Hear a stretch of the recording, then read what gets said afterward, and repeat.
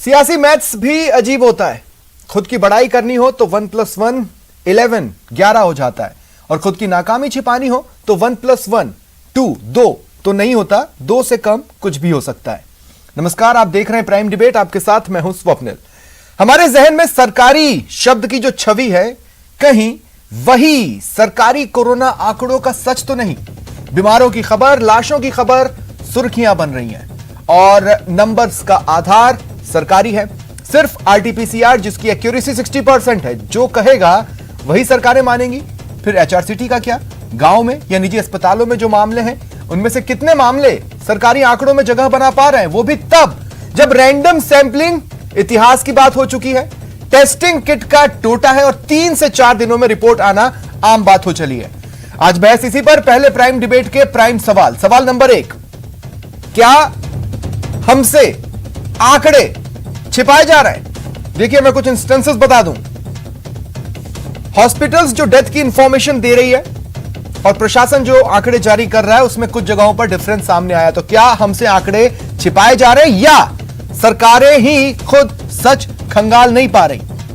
यह है सवाल नंबर 2। और सवाल नंबर 3, आरटीपीसीआर को ही माना जा रहा है, ठीक है, लेकिन फिर बाकी पर क्या बहाना बनाया जाए? लोग अपने मन से भांति भांति के टेस्ट करवा रहे हैं, यहां तक कि सिटी स्कैनों के बाहर बिना डॉक्टर से सलाह लिए भी लोग खड़े नजर आ रहे हैं, टेस्ट करवाते नजर आ रहे हैं। तो ऐसे में क्या स्थिति है एक्चुअल आंकड़े की? क्या हम उसके आसपास भी हैं? ये आज खंगालने की कोशिश करेंगे। मेरे साथ जो गेस्ट पैनल जुड़ रहा है, आपको इंट्रोड्यूस करवा देता हूं। मेरे साथ जुड़ रहे हैं स्वर्णिम चतुर्वेदी जी, कांग्रेस नेता है, राखी राठौड़ जी, बीजेपी नेता है, और धीरज भटनागर जी, वरिष्ठ पत्रकार हैं। आप सभी का स्वागत है न्यूज 18 राजस्थान पर। धीरज जी, आपसे शुरुआत करना चाहता हूं।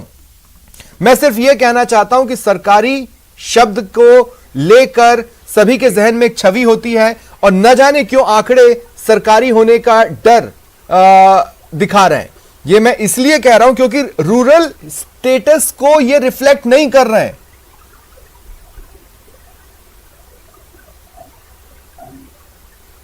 ये अगर रूरल स्टेटस को रिफ्लेक्ट ना भी करें, तब भी अगर इसका सच देखना हो तो अस्पतालों की जो अभी वास्तविक स्थिति है, उससे पता लग जाएगा। आप अपने किसी भी जानकार को पूछ लीजिए कि क्या आपको हॉस्पिटल में बेड आसानी से मिल रहा है, या रैंडमली आप फ़ोन कर लीजिए किसी भी हॉस्पिटल में और उनसे पूछिए कि मुझे ऑक्सीजन बेड चाहिए। आपको फ़ौरन पता लग जाएगा कि भरे हुए हैं। अगर हॉस्पिटल में ऑक्सीजन बेड भरे हुए हैं, आईसीयू बेड्स भरे हुए हैं, वेंटिलेटर बेड्स भरे हुए हैं, तो फिर और अगर आंकड़े नीचे गिरते जा रहे हैं, तो फिर ये कौन से मरीज हैं? क्या ये कोविड के मरीज नहीं है? क्या हॉस्पिटलों में सामान्य इलाज होना शुरू हो गया है? क्या कोविड के मरीज आना बंद हो गए हैं? इस सवाल का जवाब बिल्कुल हम तो खूब समझ सकते हैं कि सच्चाई यही है। आपको भी लगता है कि कोरोना के आंकड़ों में 1-2 का 4 चल रहा है सरकार प्रदेश के स्तर पर, देश के स्तर पर? स्वप्निल, इससे कतई मना नहीं किया जा सकता। हो सकता है जयपुर में कुछ कमी आई हो, उसका कारण है कि सख्त लॉकडाउन या लोगों का बाहर निकलना बंद हुआ है, और हम ये मान सकते हैं कि कोरोना वायरस को मौका नहीं मिल रहा है लोगों में फैलने का और पनपने का। लेकिन ऐसा नहीं है कि जो आंकड़े हैं वो बिल्कुल सत्य हैं। आप जयपुर से 40-50 किलोमीटर की दूरी पे चले जाइए या हाईवे पे चले जाइए, कोई रोक टोक नहीं है, लोग अभी भी बाहर निकल रहे हैं, और गाँव की स्थिति कोई बहुत बेहतर नहीं है, वहाँ कोई जाँच नहीं है। तो मैं बिल्कुल दावे से कह सकता हूँ कि कम जाँचें आंकड़ों को कम करने में सबसे ज़्यादा मददगार हैं। हाँ, तो ये सवाल बिल्कुल धीरज जी बनना चाहिए कि नहीं, कि 2.5 लाख से ज्यादा की जांच की कैपेसिटी वाले स्टेट में उसकी आधी जांच भी नहीं हो रही है, और जितने आंकड़े मिल जा रहे हैं हम उसी पर ये कह रहे हैं कि केसेस कम हो रहे हैं, जबकि स्थिति वो नहीं है।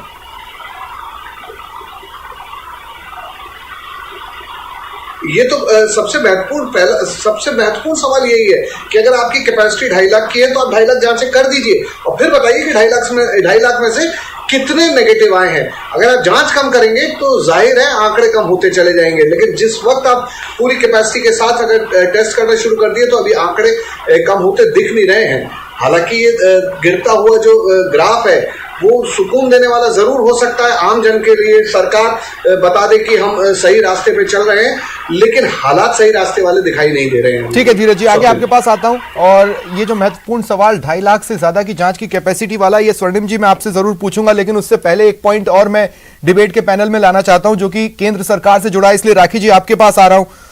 6 दिन पहले राखी जी WHO ने कहा कि भारत में कोरोना संक्रमण और मौत का आंकड़ा डरावना है, सही आंकड़े नहीं आ रहे हैं, सरकार को इस पर काम करना चाहिए। WHO ने यह क्यों कहा होगा? क्योंकि WHO राजस्थान को लेकर नहीं कहेगा, वो भारत को लेकर कहेगा, और भारत को लेकर कहेगा तो सवाल बीजेपी से पूछूंगा, इसलिए राखी जी। देखिए स्वप्निल जी, भारत के लिए जब हम एक फेडरल देश की बात करते हैं, और इसीलिए प्रधानमंत्री जी ने जो 2 दिन पहले निवेदन किया सभी राज्यों से कि जो आंकड़े आपके पास आ रहे हैं वो एग्जैक्ट दें। और आपको लगता है कि आज की जरूरत ये है कि जो आंकड़े एक्चुअली सामने है, अगर वो सामने आएंगे तभी हम लोग एक्चुअल पोजीशन तक जा पाएंगे और तभी इसका सोल्यूशन निकाल पाएंगे। अगर पूरे देश में बात करें तो प्रधानमंत्री जी ने कहीं पे भी भाजपा शासित या राजस्थान या गैर भाजपा शासित राज्यों की बात नहीं करी। उन्होंने जनरल बात की कि जो आपके पास में आंकड़े हैं उनको स्पष्ट तौर पर केंद्र सरकार के पास में भेजे जाएं, तभी इस महामारी से छुटकारा हम लोग निकाल पाएंगे। तो आप क्या ये कह रहे हैं कि सरकारें जो तिलिस्म रच रही है उसको केंद्रीय एजेंसियां भेज नहीं पा रही, मतलब उनकी मॉनिटरिंग में खोट है?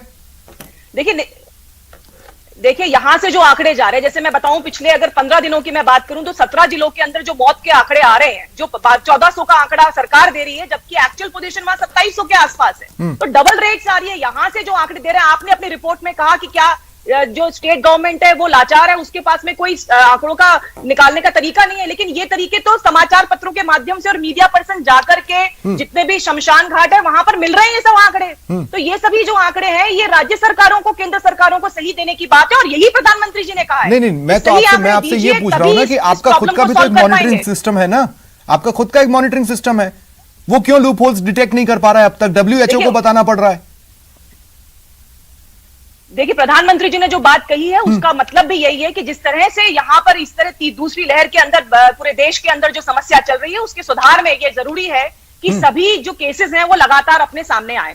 आज जरूरत राजस्थान की, अगर मैं स्वप्निल जी बात करूं तो आप देखिए कि यहाँ पे ग्रामीण क्षेत्र के अंदर 40% से ऊपर केसेस आ गए और PHC CHC को अभी तो सिर्फ अपग्रेड करने की प्लानिंग चल रही है। अगर आप इस स्थिति के साथ काम करेंगे, और आप देखिए जोधपुर के जो 5 गांव है वहां पिछले दिनों 52 मौतें हुई जो रिकॉर्ड ही नहीं हुई। सीकर जिला जहां पर कि हमारे कांग्रेस एग्जैक्टली जब ये आपको पता है तो केंद्र के मॉनिटरिंग सिस्टम को क्यों नहीं पता है? मेरा सिर्फ इतना सा सवाल था। लेकिन ठीक है स्वर्णिम जी, मैं आपके पास आ रहा हूं। और स्वर्णिम जी मुझे ये बताइए, पिछले साल तो आप लोगों ने बहुत कहा कि 2.5 लाख से ज्यादा जांच के स्टेट को हम छू चुके हैं, हम इतनी जांचें कर सकते हैं, अब हम इतने सक्षम हैं जांचों में। फिर रैंडम सैंपलिंग का क्या स्टेट है सर? कितने रैंडम सैंपल्स उठाए गए पिछले कुछ महीनों में? और दूसरा, क्या हर रोज 2.5 लाख टेस्ट हो रहे हैं?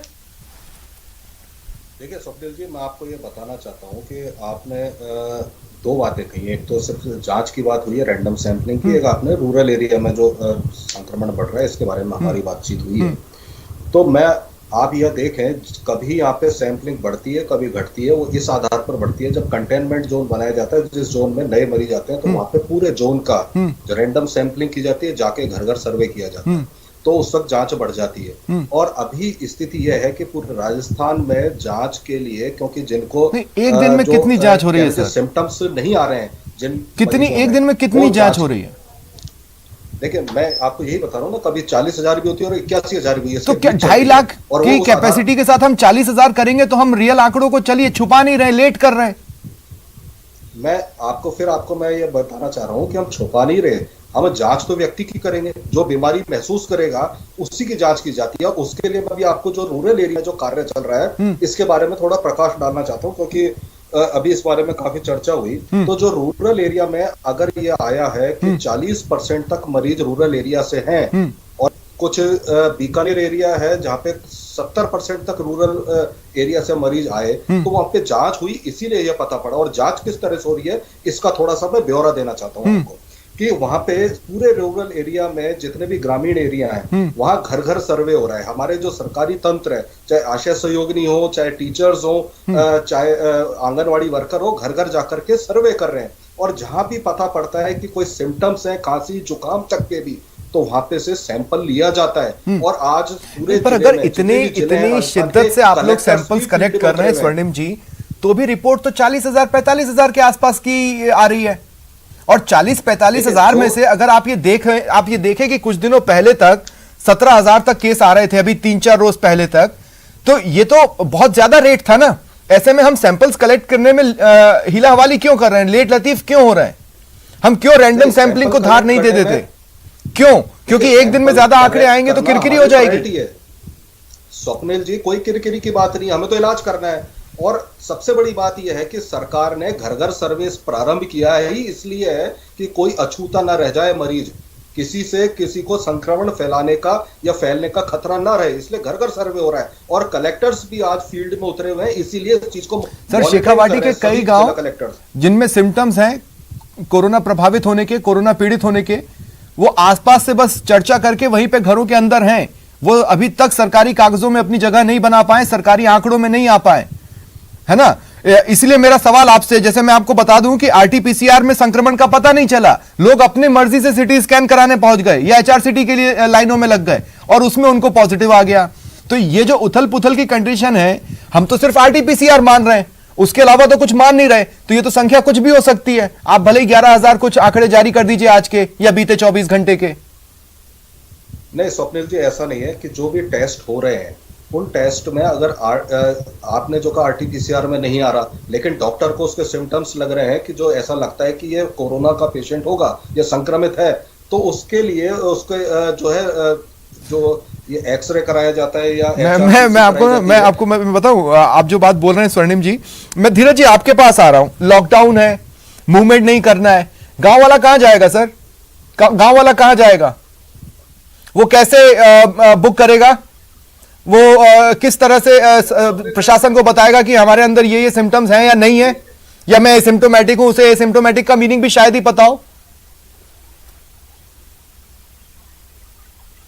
नहीं, उसे बिल्कुल नहीं पता है। वो सर्दी खांसी जुकाम बुखार कर रहा है और गांव के झोला छाप कुछ जो कहने को डॉक्टर हैं वो उनका गलत सलत इलाज करके वही पटक दे रहे हैं, ग्लूकोज की बोतल लगा देते हैं और उसको इलाज कर रहे हैं। जब वो मरने की स्थिति में आता है तो मरता हुआ आता है और फिर शहर में आके उसका टेस्ट करके पता लगता है कि वो पॉजिटिव है। मैं स्वर्णिम जी की बात की तरफ दोबारा 1 मिनट को लौटता हूं कि आपने कहा हम घर घर जाके रैंडम सर्वे कर रहे हैं। सर्वे की स्थिति आपको भी मालूम है कि जो चेकलिस्ट आप भरते हैं, घर का एक आदमी बाहर आता है, आपके घर में कितने लोग हैं? 5, किसी को सर्दी खांसी जुकाम बुखार है, अगर उसने कहा नहीं है तो आपने नो करके चले गए, आपका सर्वे हो गया, कागजी खाना पूर्ति हो गई। लेकिन क्या आपने उस आदमी से खुद रूबरू, 5 लोग थे, 5 से बात करी? अगर आप एक परिवार के 7-8 सदस्यों से लगातार बात करके आएंगे तो आप यकीन मानिए कि मैं आज तक नहीं समझ पाया पिछले 1.25 साल में अगर लोगों में सिम्टम्स डेवलप होते हैं तो वो तो ये बताने नहीं चाहता कि मुझे कोरोना है, वो ये बताना ही नहीं चाहता। बिल्कुल नहीं बता रहा है। सबसे समस्या यही आ रही है कि एक तो वो बताना नहीं चाहता है, दूसरा गांव में सुविधा मुहैया नहीं है, तीसरा वो छुप जा रहा है और वो जब बाहर आता है तब तक स्थिति बहुत ज़्यादा खराब हो चुकी होती है। अब आप जो अभी बात कर रहे थे कि वो एचआरसीटी कराने चला जाता है, सीधे सीटी स्कैन पे चला जाता है। अगर उसने आरटीपीसीआर को हट गया और एचआरसीटी पे चला गया, इनिशियल टाइम पे उसके कोई चेंजेस नहीं है लंग्स में, तो वो तो अपने आप को नेगेटिव मान के चला जाएगा, जबकि वो आरटीपीसीआर में पॉजिटिव है, एचआरसीटी उसकी नहीं आई है अभी उस ग्रेड पे, तो वो कुछ ही दिन में उतना गंभीर स्थिति में पहुंच जाएगा और वो फिर शहर में अस्पताल के चक्कर खाता रहता है, वो नंबर बढ़ाता है। इसलिए हमारा अभी फोकस गांव पे होना चाहिए। देखिए शहर के लोग पढ़े लिखे हो सकते हैं, लेकिन गांव में नहीं हो रहा है ये सब कुछ। देश भर में लाशें भी सुर्खियां बटोर रही हैं और इसलिए मौतों के आंकड़ों पर भी देश भर में सवाल उठ रहे हैं। ऐसा नहीं है कि मैं अभी फिलहाल राजस्थान पर डिबेट में बैठा हूं तो सिर्फ राजस्थान की बात कर रहा हूं।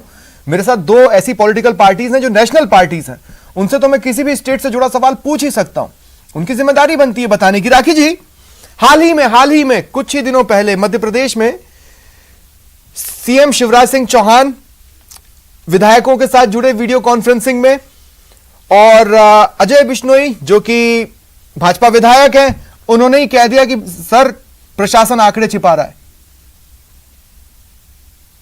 ये बीजेपी विधायक हैं जो बीजेपी सरकार को बता रहे हैं कि प्रशासन आंकड़े छिपा रहा है।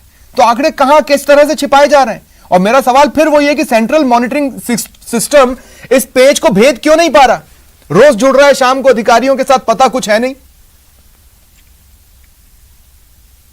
देखिए स्वप्निल जी, जो आपने बात की, कम से कम मध्य प्रदेश के अंदर ये बात तो मानने को तैयार है कि कहीं आंकड़ों में सुधार करने की आवश्यकता है। अगर आंकड़ों में प्रॉब्लम है तो उसको ठीक किया जाए। राजस्थान में तो अभी स्वर्णिम जी ने इस बात को माना ही नहीं कि हमने आंकड़ों में कोई गफलत की। आज जनसंख्या के बारे में छिपाए गए, क्या वो गुनाह नहीं है? सर्वे कर रहे हैं, वो कर रहे हैं जनसंख्या के हिसाब से। वो किसी भी स्टेट में आंकड़े छुपाइए गुनाह है? हिसाब से सबसे नीचे मैदान पर है जी। मैं कह रहा हूं किसी भी स्टेट में आंकड़े छुपाइए गुनाह है, वो क्राइम है वो। बिल्कुल गलत है। एक्चुअली प्रधानमंत्री जी ने यही कहा है, उन्होंने किसी पर्टिकुलर स्टेट की बात नहीं कही, उन्होंने कहा, और यही नतीजा है इस बात का कि केंद्र सरकार को इस बात का अंदेशा है कि राज्यों के अंदर जो है आंकड़े छुपाए जा रहे हैं, और इसीलिए उन्होंने ये बात कही है। अब आप चाहे किसी भी राज्य की बात करें, उसमें कुछ अलग नहीं कीजिए। आप इस तरह की राजनीति ना तो हमारे प्रधानमंत्री जी करते हैं, ना हमें करनी चाहिए, लेकिन उन्होंने पूरे तौर पे सभी राज्यों को एड्रेस करते हुए ये बात कही है कि आप आंकड़े नहीं छुपाएं। आज देखिए, हम राजस्थान के अंदर बैठे हैं, राजस्थान के अंदर जो इंप्रूवमेंट्स हो सकते हैं उसकी हमें बात करनी चाहिए। आज आप 2.5 लाख इसके टेस्टिंग की आप बात कर रहे हैं। स्वप्निल जी आप देखिए कि 10 लाख के ऊपर सिर्फ 517 जांचें, यानी देश में सबसे कम जांचें जो है वो हमारे राज्य के अंदर हो रही है। आज अगर हम बात करें कि संक्रमण दर, अगर रिकवरी रेट की हम बात करें तो सब 31वें नंबर पर हम आ रहे हैं। तो ये बात देखिए, स्वर्णिम जी को ये माननी चाहिए कि कहीं ना कहीं गफलत है। ग्रामीण क्षेत्र के अंदर जो इतना अच्छा आपने एक बहुत अच्छी सर्वे की बात बताई, जैसा धीरज जी ने कहा, वो स्थिति नहीं है, उसको सुधार की आवश्यकता है। अब मुझे सिर्फ एक बात का जवाब और दे दीजिए, आप लोग ओपन फॉर सजेशंस क्यों नहीं है? कब नहीं है ये बताइए? कभी नहीं। स्वप्निल जी ये बताइए कि कौन से सजेशन को, ये बताइए, इन्होंने कहा कि राज्यों को ओपन फॉर सजेशन क्या होता है कि हमने आपको सजेशन दिया और आपने उसको सर आंखों पे लिया, आपने क्या किया, उस पर आपने आरोप जड़े। अब जैसे अगर मान लीजिए सारे राज्यों को मिलाकर काम करना है तो एक ऑल पार्टी मीट की मांग जो विपक्ष की तरफ से 7-8 दिनों में पहले की गई थी, आप बुला लेते अब तक। देखिए, सर्वदलीय बैठक जो है मुख्यमंत्रियों से हमेशा से बात की जा रही है, मुख्यमंत्री जो है वो मॉनिटर कर रहे हैं लगातार इस काम को। और सर्वदलीय बैठक में जो अभी हमारे जो विपक्ष के नेता हैं वो कितनी बार आए हैं स्वप्निल जी, आपको भी मालूम है। तो मुख्यमंत्री से लगातार संवाद रहा है, चाहे वो कोरोना आया कोई भी आपदा हो। आज जब इतना बड़ा साइक्लोन सामने है तो भी उन्होंने गोवा के और महाराष्ट्र के मुख्यमंत्री से बात की है। ठीक है, ठीक है, ठीक है। स्वर्णिम जी एक बार फिर मैं आपके पास आ रहा हूं। स्वर्णिम जी देखिए, हमारे ही स्टेट्स में अस्पतालों में घूमते घूमते ये इंफॉर्मेशन आई कि एडमिनिस्ट्रेशन ने जो आंकड़ा जारी किया मौतों का वो 6 या 7 था, लेकिन जब हमारे रिपोर्टर्स ने अस्पतालों से कांटेक्ट कर ओरिजिनल नंबर्स को जानने की कोशिश की तो वो 13 या 14 बैठ रहे थे। मैं पूछ रहा हूं कि क्या ऐसी हलचलों पर आपकी कोई मॉनिटरिंग है? क्या आप ये चीजें पता लगा पा रहे हैं, और अगर ऐसा है तो किस पर कार्रवाई हुई आज तक?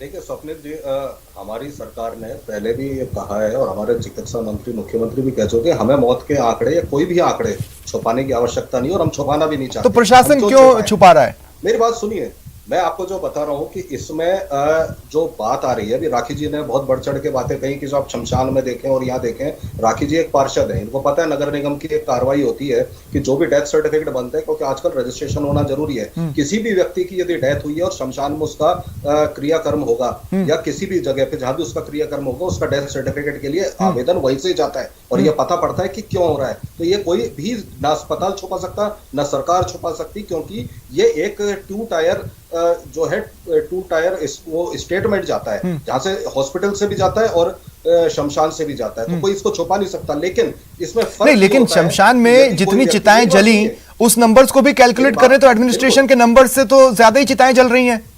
बिल्कुल, अब मैं आपको बताता हूं उसके लिए। इसके लिए यह है कि यदि कोई व्यक्ति कोरोना पेशेंट है और कोरोना ठीक हो गया, अब वो पॉजिटिव नहीं है, नेगेटिव हो गया, लेकिन उसकी अन्य किसी कारण से मृत्यु हो गई, तो उसका लेकिन जो आगे अंत्येष्टि होगी वो कोरोना प्रोटोकॉल से ही होगी। या कोई व्यक्ति आया और उसका टेस्ट रिजल्ट आने से पहले उसकी मृत्यु हो गई तो भी उसकी अंत्येष्टि कोरोना प्रोटोकॉल से ही होगी। तो ये सब आंकड़ों में आपको कुछ फर्क नजर आ सकता है। नहीं, फर्क नजर आ सकता है, लेकिन जैसे मान लीजिए कि आपने सस्पेक्टेड को भी कोरोना प्रोटोकॉल से उसका अंतिम संस्कार हुआ है, अब 2 दिन बाद या 1 दिन बाद जब उसकी रिपोर्ट आई तो उस दिन के मौत के आंकड़ों में आप उसको कैलकुलेट करते हैं क्या? नहीं ना, नहीं करते ना सर। मैं नहीं स्वप्निल जी, तो उसमें जो सस्पेक्टेड अगर बाद में निकल गया है पॉजिटिव, तो किसको पता चल रहा है कि वो आंकड़ों में शुमार हो पाया या नहीं? क्योंकि हम लोग तो सब एक आंकड़ा है। राखी जी बहुत शॉर्ट में आप अपना जवाब दीजिए, फिर मुझे क्लोजिंग कमेंट लेना है। क्या बोलना चाह रही हैं आप? बिल्कुल, स्वप्निल जी जिन शमशानों की बात अभी स्वर्णिम जी कह रहे थे, मैं जयपुर नगर निगम के अंदर पार्षद हूं। मैं जयपुर की स्थिति बताती हूँ। सिर्फ 3 शमशान ऐसे हैं जो राज्य सरकार ने चिन्हित किए हुए हैं कोरोना प्रोटोकॉल से। कोरोना जो ग्रसित लोग हैं उनकी डेथ के बाद उनके अंतिम संस्कार के लिए। लेकिन स्वर्णिम जी से पूछिए, हर जगह पे, हर शमशान के अंदर ये काम हो रहा है, अनऑफिशियली हो रहा है, क्योंकि सरकार का कोई कंट्रोल नहीं है। अभी ये कह रहे थे कि कोरोना की रिपोर्ट नेगेटिव। जवाब ले लेता हूं स्वर्णिम जी, शॉर्ट में आप भी जवाब दे दें, फिर मैं क्लोजिंग कमेंट लूंगा। स्वर्णिम जी देखिए मैं तो कुछ राखी जी ने जो आरोप जड़े हैं, ये नगर निगम के पार्षद हैं, इनके निगम से द्वारा जो है आंकड़े जारी हो सकते हैं अगर हम गलत कर रहे हो तो ऐसे कोई मुझे मालूम है कि बहुत सारे जगहों पे ठीक है, के अंदर रिकॉर्ड में नहीं आ रहा है आपके। धीरज जी, क्लोजिंग कमेंट मैं आपसे ले रहा हूं। मुझे भरोसा नहीं है आंकड़ों पर, न मौत के न केसेस के, उनके बारे में प्रदेश के और देश के किसी भी हिस्से के, मुझे भरोसा नहीं है। भरोसा करिए भी मत, पूरे देश में आप आंकड़ों पे भरोसा मत करिए, लेकिन मेरा मानना ये है कि प्रधानमंत्री ने ये बात कहने में थोड़ी सी देर कर दी कि आंकड़े मत छुपाइए, लेकिन ऐसा नहीं है जहां बीजेपी की सरकार है वहां आंकड़े नहीं छुपाए जा रहे हैं, या किसी और की सरकार है वहां आंकड़े नहीं छुपाए जा रहे हैं।